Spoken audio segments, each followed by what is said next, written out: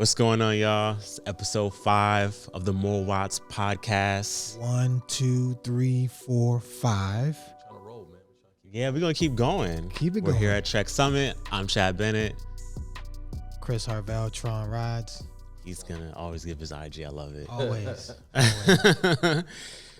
We got two guys putting on their sexy voice today. It's that kind of day, I guess. So I got to put on mine, too. It's the snow. I got to put on my Barry White. Like, yo. But yes, welcome to the More Watts podcast. This is episode 5. We're excited to be here. We got something that we are excited to talk about. We always talk about these things, and we want y'all to hear it so y'all can make an informed decision, because that's what it's about. It's about, helping our listeners make informed decisions, educating them, giving them something good to chop it up with on their bike rides the same way we do. Yep, absolutely. So today's podcast is about, can you trust your retailer? Now, we are in Trek. We are in Trek Summit. Shout out to Trek Summit for allowing us to hold down the space. But it's a super important topic because the cycling industry is booming. There are a lot of new brands that are coming out, promising you things, telling you will save watts, you will save energy, you will go faster, so there's a lot of things up in the air. And for us, it's about the dollar spend, right? We already know a lot of things in the cycling industry is super expensive. Top to bottom. Foot to the helmet. To the head. Yeah. Foot to the head. Rooter to the tutor. I'm just rooted to literally. Now the reason why we thought this was a super important topic was because I was having a conversation with a boutique retailer the other week, and I walked into the store. I was super excited because I'm like, guys, there is a cycling shoe that I want. Where is it? I wore it last year. I love it. I need a new pair. And he goes, oh, fuck that. We're off that brand. Yes, they're trash. I was like, wait, you just sold me on this brand 9 months ago. Not even 9 Not months. even 9 Not months even 9 months ago. ago. Right. You're not carrying the brand anymore. You're telling me they're all made in Asia. What? I just spent X amount of dollars on this shoe. I wore it so much. I trashed it. I want a fresh pair for the new season. You gotta look clean for the new season. Always got to look clean. It's like going back to school. Yeah, it is exactly like about the boutique spots, unlike backcountry or one of these big retailers that's online. The boutique spots carry 3 or 4 lines, not exclusive, but Yes. you go in there, you know exactly what you're getting, right. And they're pretty specific to that spot. So you find something you like, I'm going right back to where I got it from. Yes. You should be able to do that. Yes. To go get what you want. Yes. So. Because what's super tough about the cycling industry, and I might have mentioned this on a previous episode, but it's really hard to return things. Yeah. Well, for most of us, it's really hard to return things. So, for example, not to get too far off topic, but when you buy a wheel set, it takes 5 to 10 rides before you realize if you really enjoy this wheel set. I would say about 500 miles. Yeah. A good month of ride. However you ride, but yeah, right. Easily. You really have to put some miles on the equipment to understand if you like it or not. And by that time, it's too late. And then when you're ready to sell it, nobody wants to buy it at retail. No matter how many times you say, guys, I have less than guys and women, let's be clear. Yes. I have less than 100 miles on this whatever. But the magic number is 500. Yeah. Less than 500 miles. It doesn't matter. You go Pink Bike, Facebook Marketplace, It doesn't. eBay, less than 500 miles. It does not matter. And they're like, nope, I refuse to give you anything close to retail. Because everyone's fear is you've trashed this. And you're like, no, I literally just rode down the block. Yeah. But anyways. So returning is. Yeah. That's just So returning it is almost impossible in the cycling industry. And so, you know, like I'm having this conversation with this boutique retail spot, which I love because they carry some really cool things in there. But to hear them say, oh, this brand is trash after they just sold me on it is like heartbreaking to me. And then it makes me wonder, like, wait, you made me spend X amount of dollars and now you're telling me, oh no, we're off that. We're not carrying this brand anymore. And it makes me wonder, is it the relationship as to why you're saying that? Or are you learning the industry the same way I am? Yeah. I think it's the relationship. And I actually have a problem with retailers that do that, to be perfectly honest with you, right? Because, you know, small business Saturdays, Amex's push, right? Like in the bike industry, I've noticed that it's a huge push to support your local bike shops and retailers and things like that, right? And it's in the industry's, the big players' best interest to actually have a thriving local marketplace where folks can go in, touch, and feel product, right? But when retailers are like, you know, whatever happens, right? Like the product didn't sell as much as they wanted to or whatever, you don't have to thrash it. Right. We're just not carrying it anymore. Like, that's it. Like, you know, like it doesn't have to be like, oh, this is bad, or, you know, or now, you know, it's made in China. Like yo, just about everything is made in China. If it's not in China, it's definitely in the Asia Pacific area. Yeah. Like, you know, gone are the days, particularly for the Italian kit makers, manufacturers, right?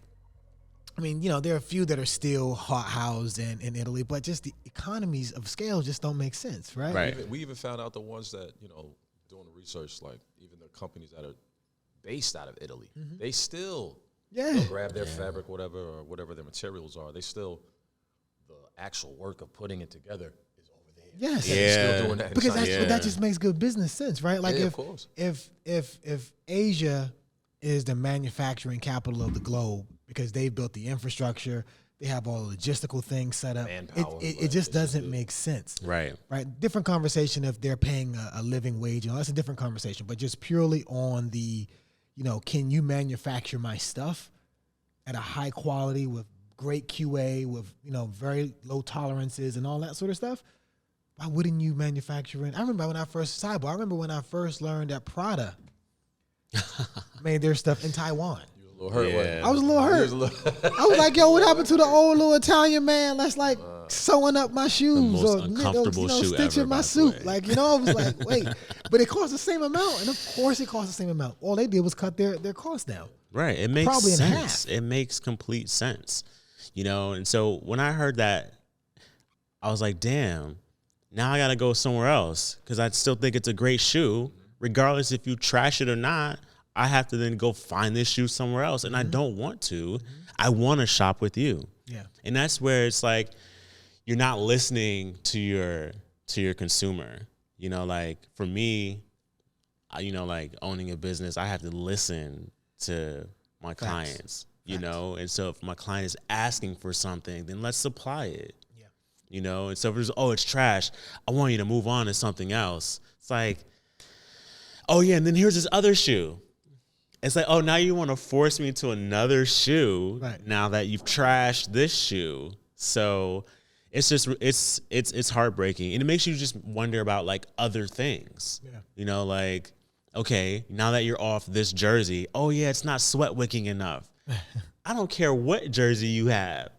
If you're doing 25 miles an hour in 90-degree weather, you're going to sweat regardless. Right. You know, like, yes, I'm not saying that the fabric doesn't matter. It does, but like selling me on a jersey that costs $200 versus a jersey that costs $250, and then telling me that one jersey is trash versus another.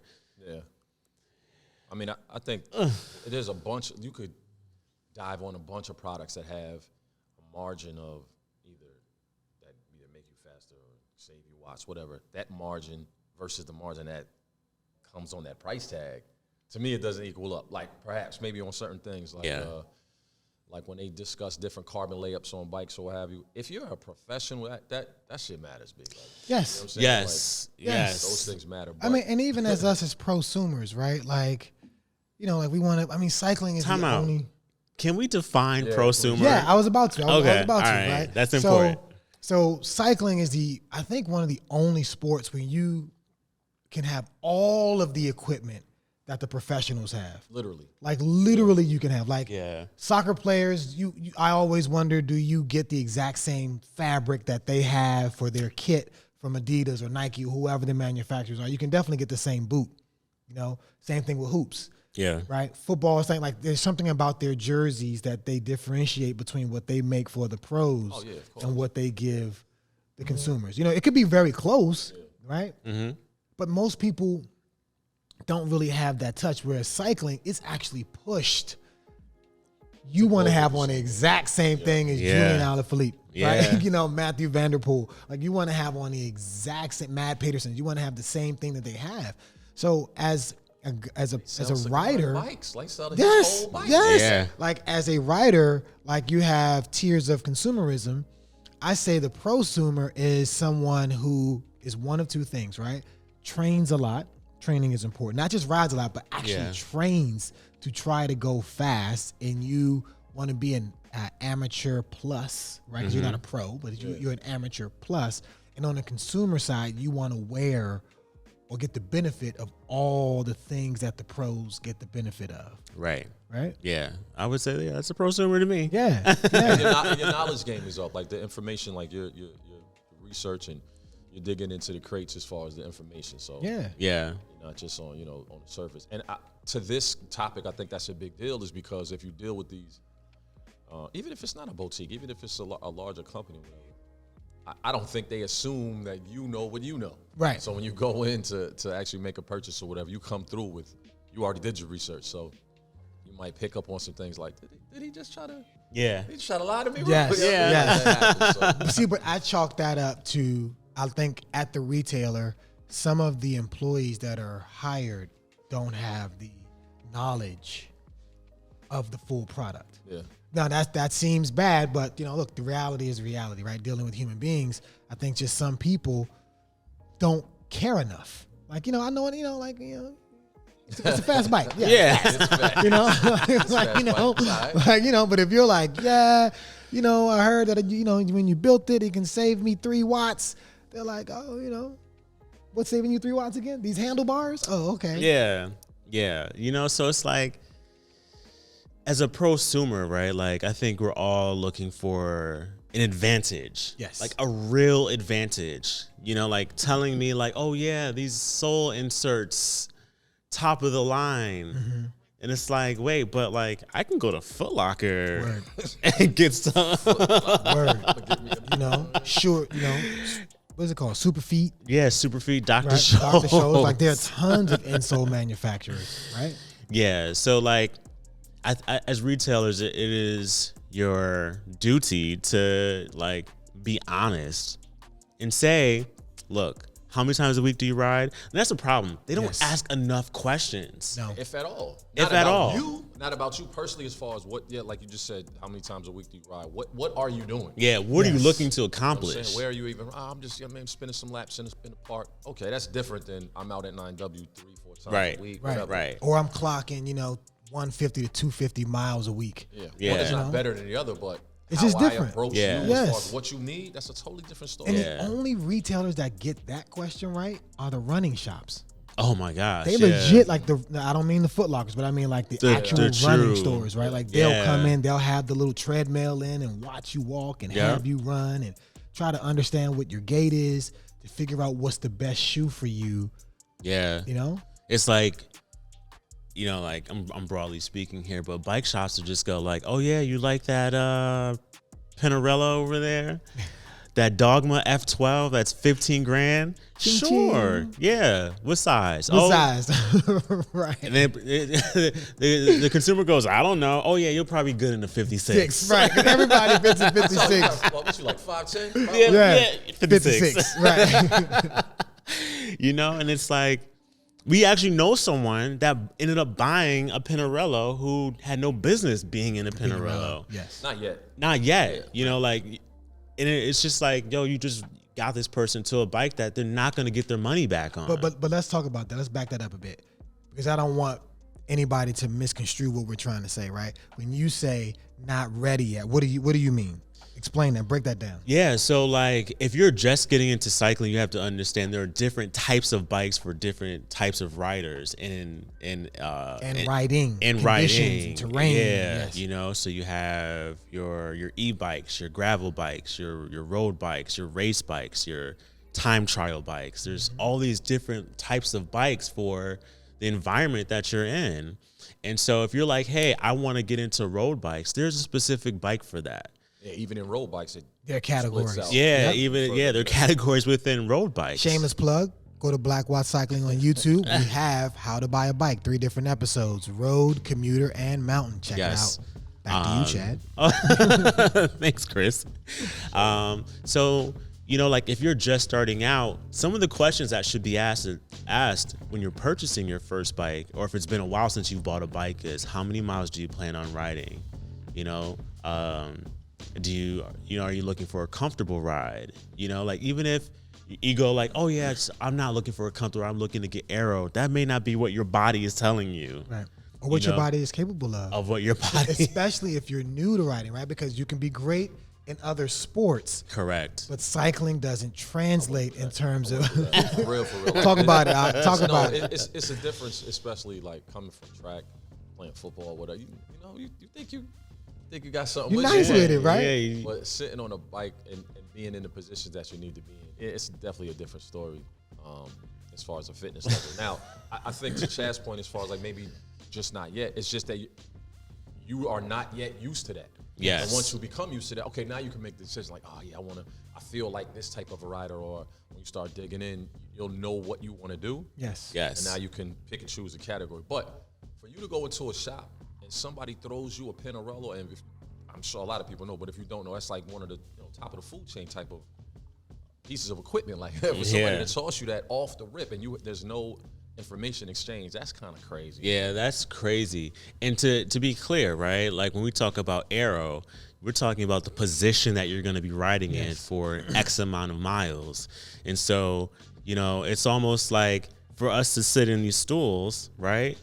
Like it's all right, but like you asked me to sit on this stool for hours, I'm going to be like, no, that's not going to happen. Right. I need to be in something with some comfort, and that's going to recline.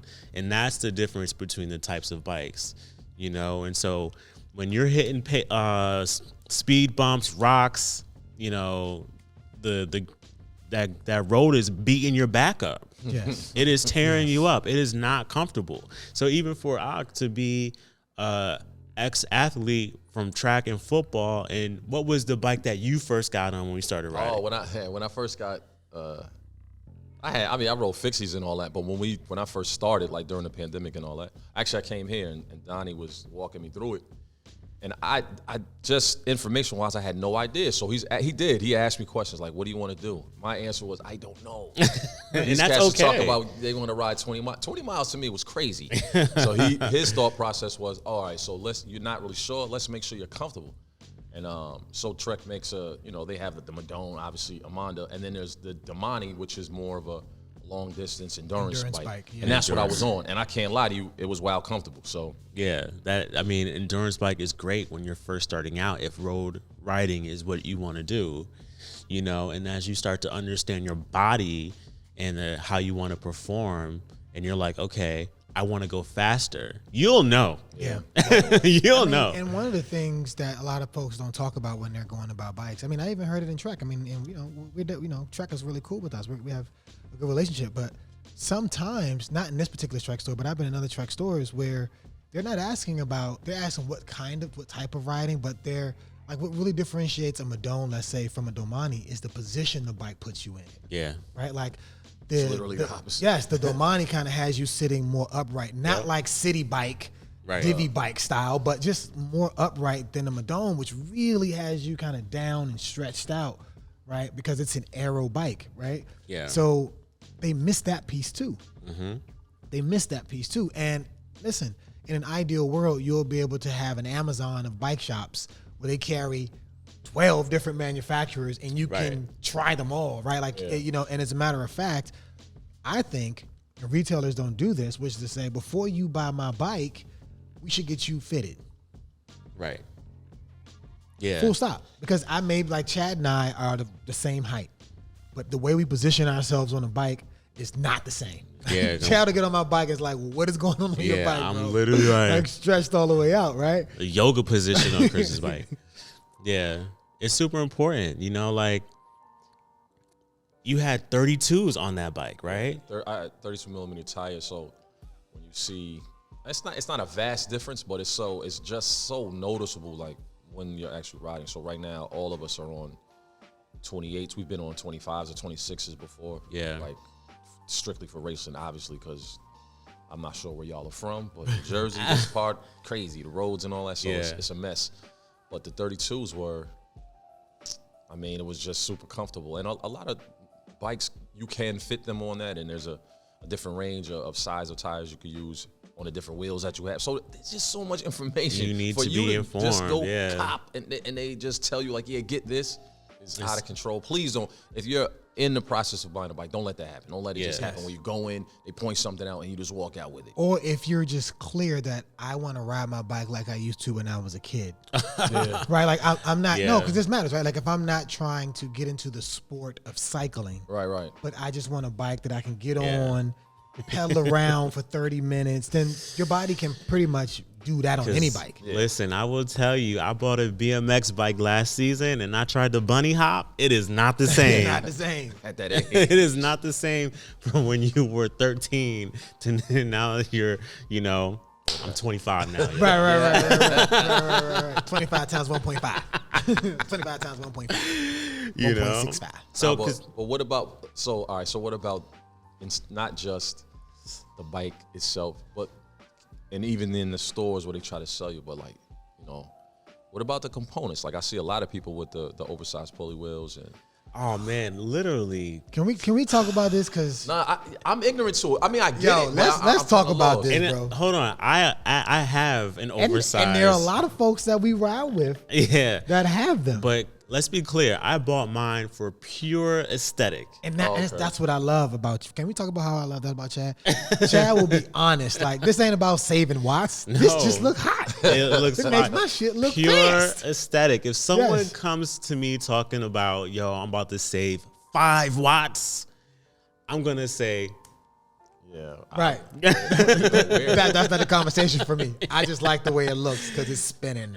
So Yes. technically, I mean, with that piece of equipment, is it supposed to actually, and even if it is, how does that work? So let's break this down, right? Like, so we have us as riders, and then you have the drivetrain efficiency, right? Like your chain, your bearings in your bottom bracket, the bearings in your pulley wheels, right, on your derailleur, and the bearings in your front hub and your rear hub, Right. Like that's drivetrain efficiency. Then you got the other part. Then you have tires, right? Like that stuff that's all related to friction. So there's watts that are related to that, and then after that, you have your frame, your actual bike, right? And then you have you as a rider. Right. right, which is probably the most important Yes. piece. 80 to, I mean, any journal you look up will tell you that as you increase your speed, like the force that's required to be more aerodynamic kind of doubles with your speed. Squares with your speed. So the rider is the biggest inhibitor of going fast, right? So you can save the most amount of watts from doing things with the rider. Like, so things like clothing, changing your clothing from a baggy, floaty clothing to tighter fit clothing works. Changing your helmet from the big helmets to one that's a little more streamlined, a little more aero works, right? But the biggest out of all of them is your position. Riding upright like this versus down, right? Reducing your frontal area works. But now let's talk about this drivetrain. Let's talk about this, right? Look, you getting all excited. Let's talk about this This is drivetrain. Chris's favorite topic. It is, yo, because if we're talking about dollars spent for watts saved, tires are the biggest one. Tires and wheels. But even before wheels, tires, because you can get a great set of tires with some decent puncture protection, because we know there's some fast tires that ain't worth a damn in terms of stopping you from getting the flat. They fold Your in. PSI matters too. Going from a regular butyl rubber inner tube to a latex tube saves you like 7 watts per wheel. Per wheel. So that's 14 watts just by having a latex tube. Now they're finicky. They're precious. Yeah, right? they're so precious. But it saves you 14 watts and it costs you probably no more than $40 or $50. Right. Versus if you get the whole shit ceramic bearings, right? Like wheels, you know what I'm saying? Yeah. Like it probably hub, the all axle. saves you together maybe 5 watts. Maybe. Now, if you take, Total. if everybody knows the parts, like if you take the bottom bracket, the hubs and the wheels themselves, that pulley system which is the extra piece you put on the back, the railer, and add the cost up. Yes. I'm trying to see how much. Let's see that. That's like $2,000, bro. Yeah, that's right. You know what it is. About like $2,000. $2,000. It's like $2,000. That's about $2,000. yeah. Yeah, like everyone's like, "Oh, you got the ceramic speed." I'm like, "Yeah." They're like, "So do you feel any difference?" I go, "No." Right. 'Cause you're not. I mean, can we really tell the difference between 5 watts? If you're going No. 225 versus 220 watts. No. No. No. It helps over like a 2-hour ride. You'll save a minute and a half. Yeah, But but if there you're are kicking it with so friends- many things you Yes. could do. You could take a bottle cage off, A whole water bottle. a whole Just wrap it water on, bottle. You could, lose 5 pounds by just changing your diet Or just for a week. go from your arms being straight to just maybe a slight bend. strengthening your core. Yes. Which Which allows you to get in that position. Yep. Right, improving your range of motion. Yep, your so flexibility. just be honest. If you want to get the pulley wheel, Just get say it. that shit is fire. It's just fire. It's just fire. Yo, and the same applies for wheels. It's like Bembro brakes. Yeah. And all you do is drive your Porsche back and forth. You know what I You're mean? not racing. You're not racing. It look just good, looks though. hot. It They looks look hot. real good. Yeah, I like the red brakes. Yes, Like that it shit is looks fire. fire. But The yellow ones. Yeah. right. That's what I'm saying. Right. Yeah, but the same goes for wheels. Like I see a lot of folks out here buying, 60 depth wheels. Chad does not like deep wheels. Let's I just do not. get that on record. And it's like you're not even that style of rider. Yes. Yes. Oh, right there. So, and Chad, we talk all the time, but he brought it up before. Like, what's your profile? What does that look like? And I did not know. Not based on not doing research, but like, yeah, when you're riding, who are you? Yeah. We could go on a group ride where it's like 20, 40, 50 people, and we're just chilling. We're going to this spot. We're going to eat. We're going to go over. Yep. So I'm not talking about that. I mean, if you're in this for a particular reason and you're getting after it, whatever that looks like, yeah. there's equipment for that. Yeah, like what is your strength? Yeah. Like we have some And what riders. do you enjoy? Yeah, or Yeah. what do you Like, enjoy? what do you enjoy? Because we have riders that are part of our club. They are phenomenal climbers. Yes. But they don't do well on sprints, or they're not as fast on sprints. They don't Unless like. they get the tucking. Shout out to Eddie and Mike, man. They Yeah. get the, you know what I mean? Catch is Yeah. super quick with it. First of all, can we say they end up melding into the damn bike because they're Super yo, how are tough, you like- so damn low, bro? And then we have some folks that are phenomenal sprinters. I myself am not the best climber. I'll tell you, I'm okay at climbing, but like, I'm okay with you letting, going past me on a climb. That's just not who I am as a rider. So for me, I'm looking at my strengths and how I like to ride, and I'm saying, okay, this wheel doesn't help me or doesn't benefit me or give me the proper advantage on rides. Based on what you enjoy and how you Yes, like to ride. I'm a twitchy rider. I like to get out of the saddle. I like to sprint. I like to, if we're pacing and I fall to the back, and if once you fall to the back, you need to have that quick little burst to get Yes. back in. That's the type of rider I am, and I realize that my rider profile and that 60 mil depth wheel doesn't work for me. Because you got to really wind those up. You can't get the quick burst. Right.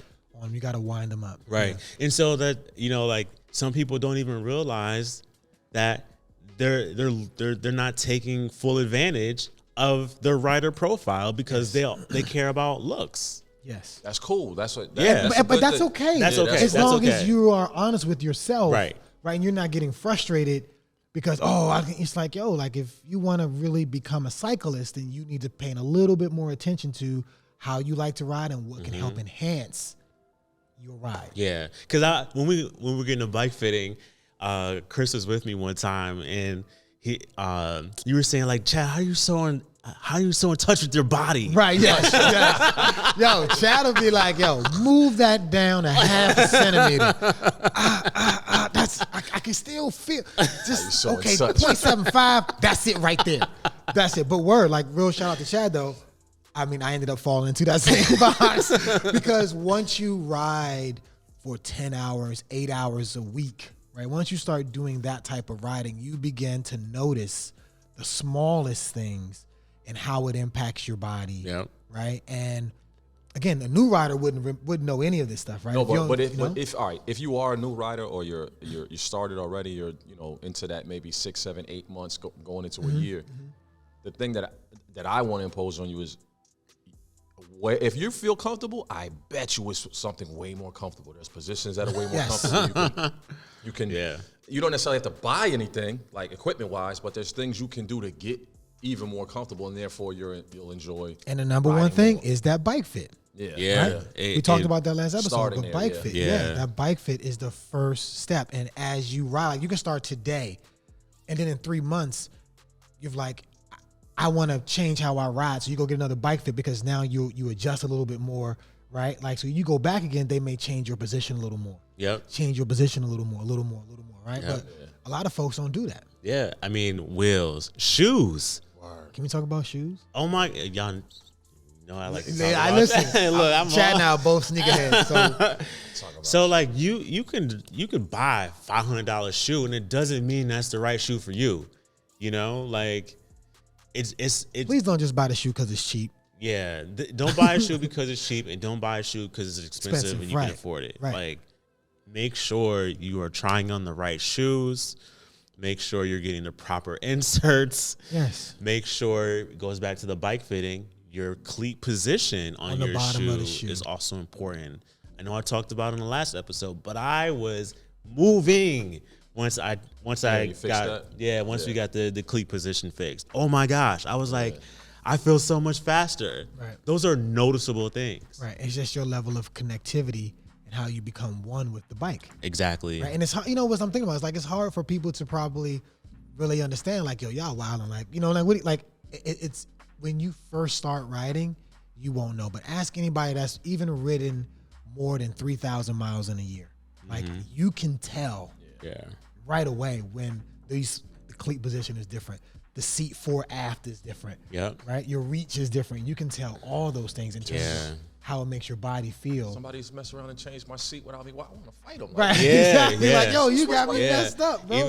Even you know, like when you take your bike to the shop and you looking at it like, Nah, they Wait, did you do something? Hold on, man. Sam. Let me put tape around everything so I know. Did you Mark move this my off. stuff? Like, you know? yeah, because it's super important, and your position and how you ride all changes over the course of a single ride. Yes. You know, like when you start a ride, your body and how you feel will be completely different once you're at mile 30. Yes. I think when it comes to this goes for anything. Whenever you get into, like, I know a lot of cats that are heavy into cars, and I don't just mean like, you know, expensive car. I mean, they fixing Yeah, cars and putting cars together and kits and all of that. So they have their own language, their own culture, whatever that they follow into that. And if you were to get into it, you would be a newbie. You know what I mean? You'd be fresh fish at first, and then you would start to get your acumen up. It's the same thing with anything, right? So when you start cycling, or if you're in that zone of a year, like I said, there's plenty of things that could go wrong in the store that you'll mess around and buy. Like, damn, I didn't have to buy that. Like, I don't want you to waste your money, bro. Like, Yeah, I don't want you. I to really waste don't your want you to money. waste that bread. I did that so you won't have To do that. Right. Right, but that's like Jay-Z's song, right? Imaginary Players. What's the difference between a 4.0 and a 4.6? Yeah. Right, like, You know what it is. right, you Yeah. know? So in talking about shoes, like, because Chad and I both have a good number of shoes. Ak is on his way there.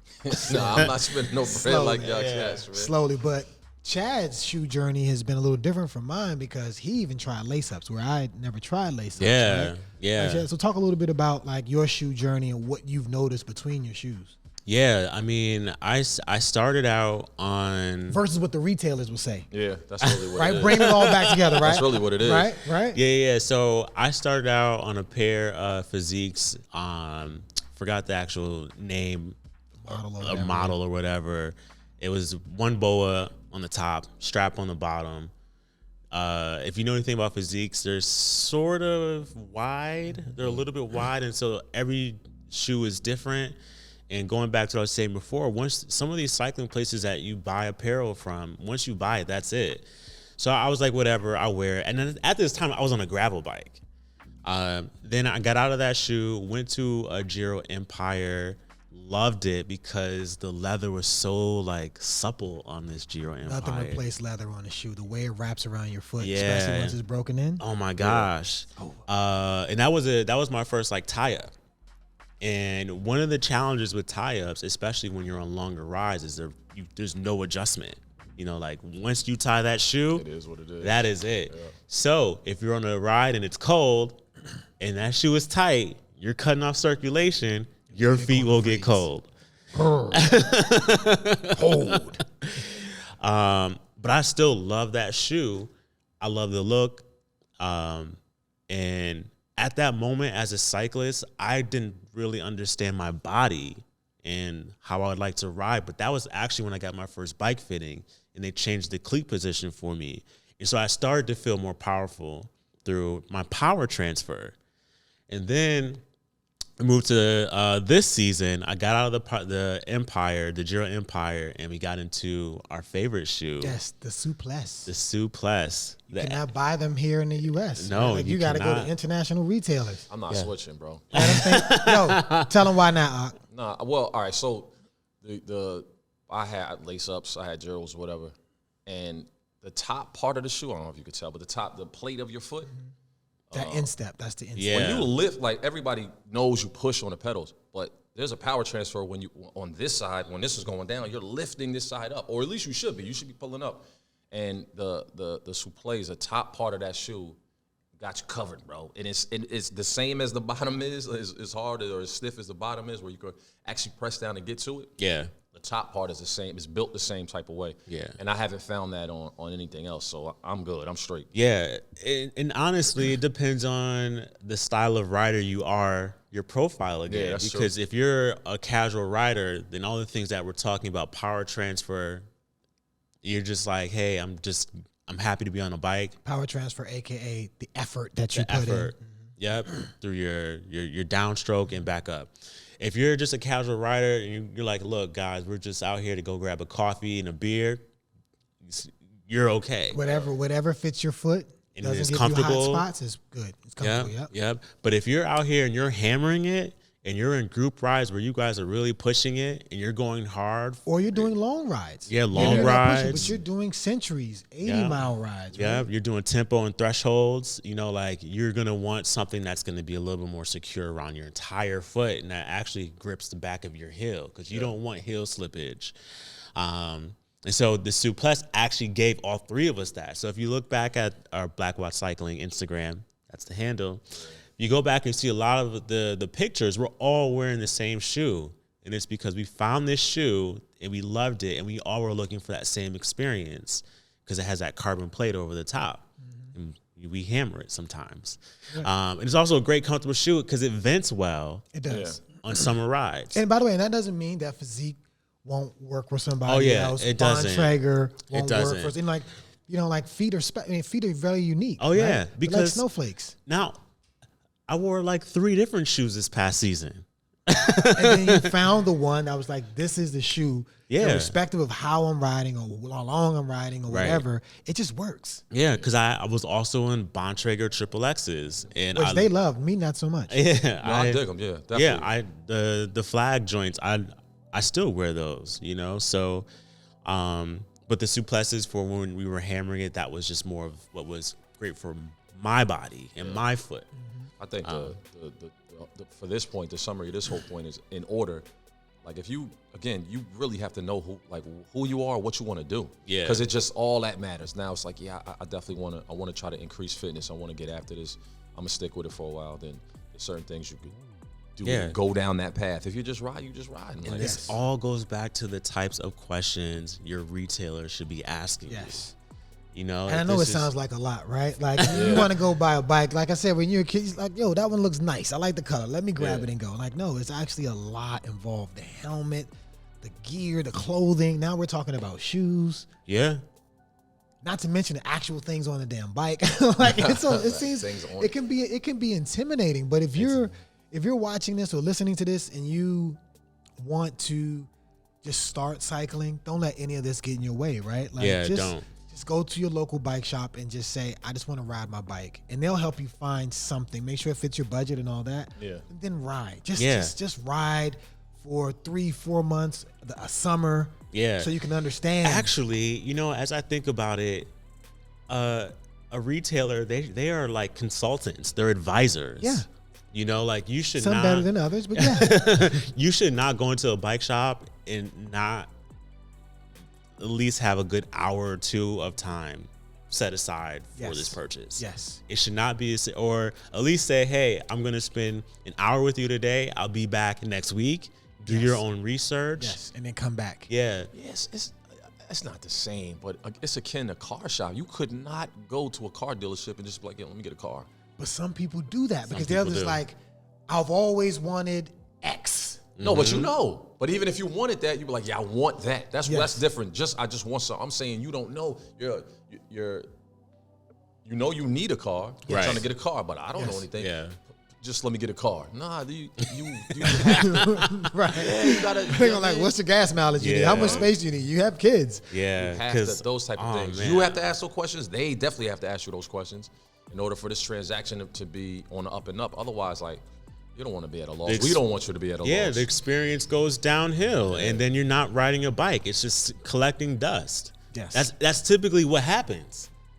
Yes. You That buy a old gym bike. membership. Yes. You know what I mean? Like, You buy a bike, you realize you're not having fun for whatever the reasons that we've mentioned on this episode or others, and then that bike just sits in the garage. And that's not that's not fair to you or the bike. Yes. Yes. outside. But let's take a moment for Coach Chris's Corner. Oh, here we My go. education segment. Here we go. So today's segment is on nutrition and hydration. So you hear us talking about going on rides of different durations and that sort of thing, but how you prepare for the ride can make a huge difference. Sometimes you hear some cyclists use the word bonk, which basically means you run out of everything. Like you have no more fuel in your body to continue, and your body kind of like hits the red button and shuts down for a little bit until you get more water, until you get more sodium, or until you get more carbohydrates. So I would say before any bike ride, irrespective of the distance, always make sure you're fully hydrated.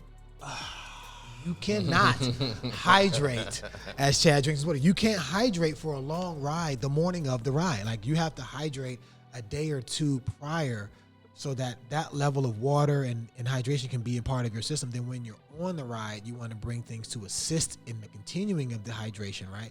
So you use drink mixes or buy a Gatorade or something like that.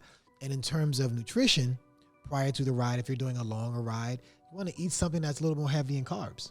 Right, so oatmeal that morning or whatever you can do to kind of carb fill up. Carbohydrates are your friend in cycling because it's an endurance sport, right?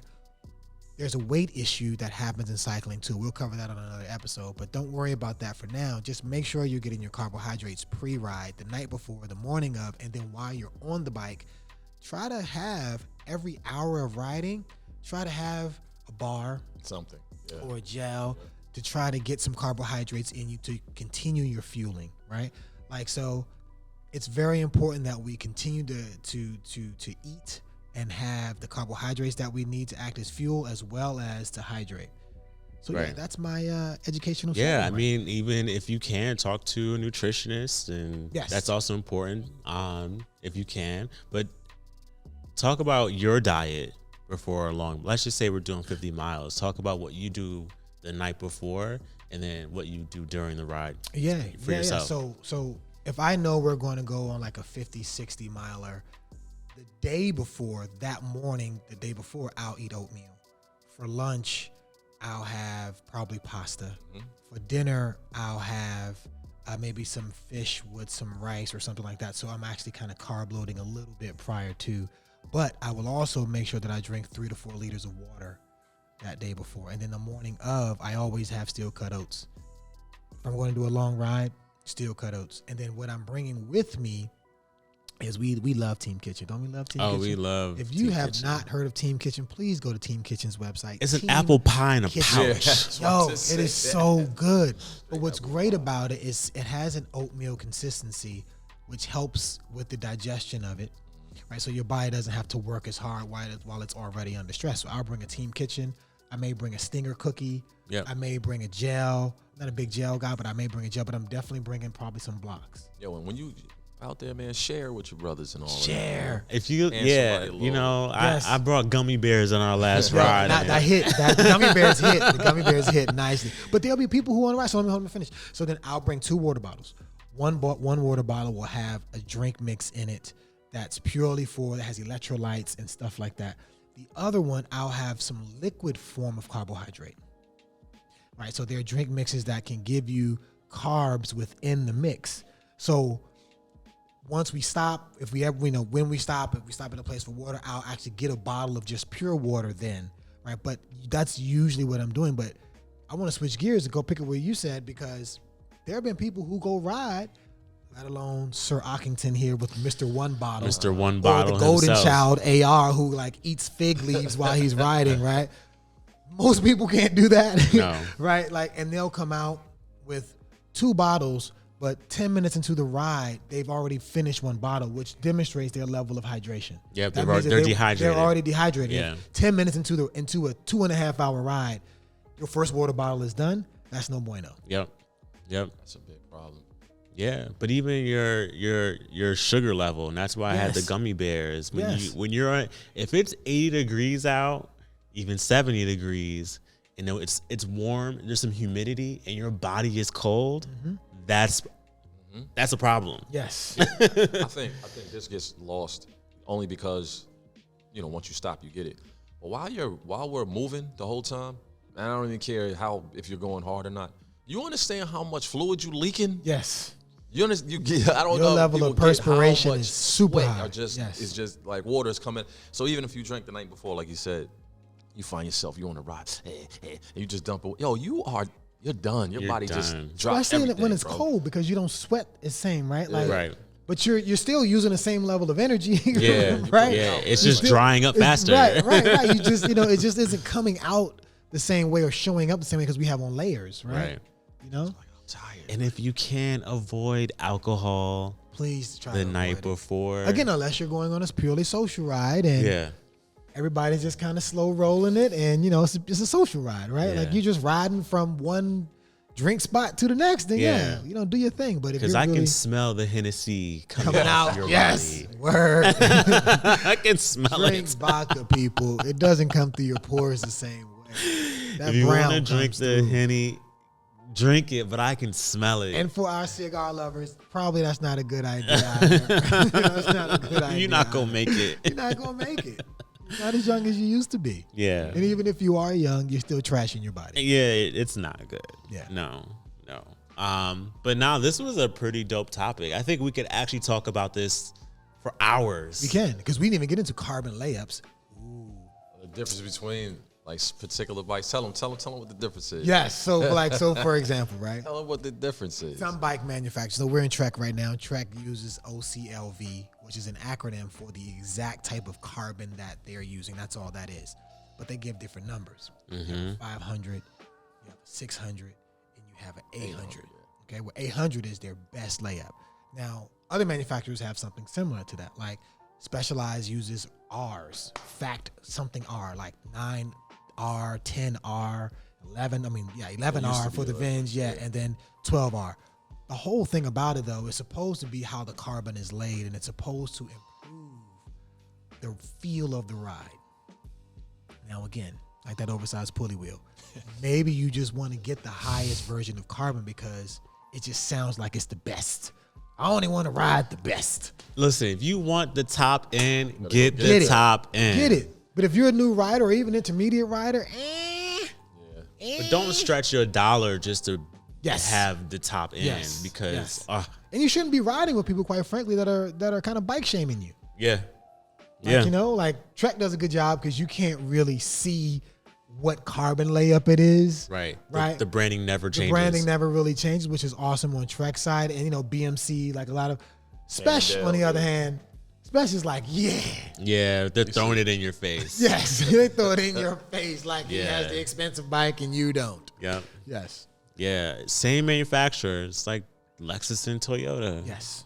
Yes. Or any other car brand that has a top end and a mid tier, whatever. All of Acura, all that. all Yes. of all of them. All of them. All of them You have know, it. but literally we're talking grams. Yes. Hundreds of grams. Hundreds, not like Yes. no, not even Not like even 100 grams. Sometimes it's between 75. Like Trex, the only difference is like 65 or 80 grams. yeah. Difference in weight. But they say, per Trex marketing, right, the way the carbon is laid up, it makes it stiffer in certain directions and more comfortable in other directions. So laterally, it's more comfortable. Vertically, it's more comfortable, but laterally, it's stiffer. Right. You know? You put a pro on a low tier bike, you still getting smoked. Yes. You get dusted on your Right? $15,000 bike. Yeah. So you don't need to have the 15 gram bike. You don't need to have the 8 gram bike, right? Because what's the difference between an 8 gram bike and a 15 gram bike? It's not the carbon of the frame. It's the group set. In your pockets, Yes. your wallet. So really, you. It's like It's the really difference, you. what's the It's difference really between the high end you. group set and the mid tier group set versus the But low end once group set? again, you could have the low end group set, but your fitness level could be all the way through the roof, and you're still gonna perform. Yes. That's not that. Yes. You're Yes. still going to perform. Yes. You still have to put in the work. You still have to get on the bike. You still have to pedal. You cannot buy your way into speed. You cannot buy your way up into until a the- certain point. Yeah. Up to a certain point. Like you can buy the best kit that's the most aerodynamic, the best helmet, the lowest rolling resistance for wheels, the smoothest drivetrain friction. You can do all of that. But if you only ride 3 hours a week and you're riding with someone that rides 12 hours a week, you ain't gonna be faster than them. Yeah. I'm smoking, y'all. I just want to let you know. Like, and if you're not in it for speed, the same thing, right? You won't be able to ride as long as they can ride. Yeah. You just don't have the muscular endurance and all that sort of stuff. Yeah. But usually you're doing all those things not to help you ride longer, but to help you ride faster. Right. Yeah. Right? Pure, that's to help you ride faster. Right. Yeah. So if you're not into riding fast, chill. Don't do buy it. don't buy that top do end it. bike. I'll never forget. I was in Florida and I seen this older gentleman. He had to be about like 70, and he was on an S-Works tarmac, and I was looking like, He wanted that S-Works, though. He's doing that wanted- as well. And that's okay. Like, That's yo, okay. I've always been riding the da-da-da-da. I'm Right. getting me the S-Works. yeah, He wanted yeah, that. and it, like I said, go get it. Yes. But is that the right bike? When I'm 70, I don't know if I'll be on an S-Works or anything aero at that moment. No, but S-Works doesn't necessarily mean frame shape. It just Correct. means their highest The carbon level. yeah, because there's other. Right. So homie could have been on their endurance, Yeah. comfort. Yes. bike, Yes. what I will have you. probably at 70. It'd be dope to be on an aero bike, but I That doubt. would be dope. To be on a I race doubt. bike. That would be dope. I will be on an aero bike. I Yes. doubt it. We're gonna send you good vibes. You're gonna be on. I'm We're gonna gonna be send there. you Okay. some good All vibes. right. Cool. I might just be on a Damani at that point.